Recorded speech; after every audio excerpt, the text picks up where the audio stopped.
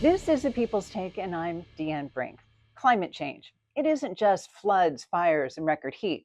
It's about how people see it. And our new Haystack News poll shows a divide that could shape the world's response.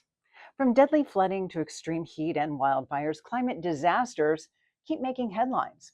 And with world leaders heading to New York for Climate Week, the question is whether progress is really keeping pace. And that brings us to the poll. We ask, how hopeful are you that the world can stop or limit the worst of climate change? And the outlook, well, not so good. 40% said not at all hopeful, and another 20% said not very hopeful. That's a solid majority feeling pessimistic. Only 15% said very hopeful, and even less, 13% felt somewhat hopeful.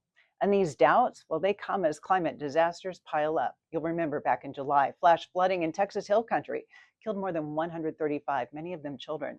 ABC News caught the frustration as everyone scrambled to help.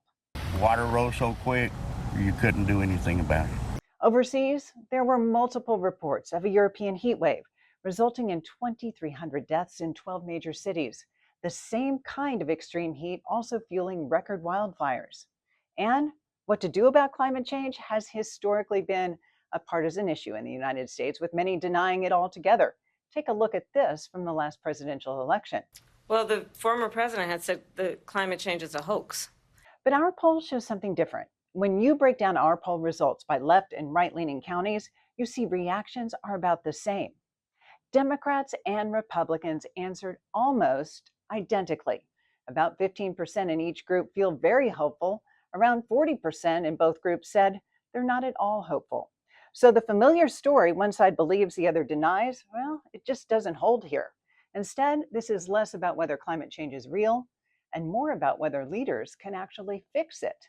Now, that reframes the issue from belief in science to trust in action and makes this less about politics and more about public confidence.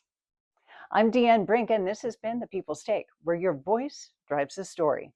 And this debate is just one piece of a bigger picture. Take a deep dive on climate change in our Spotlight channel all month long for full coverage on the crisis, the impacts, and the solutions ahead.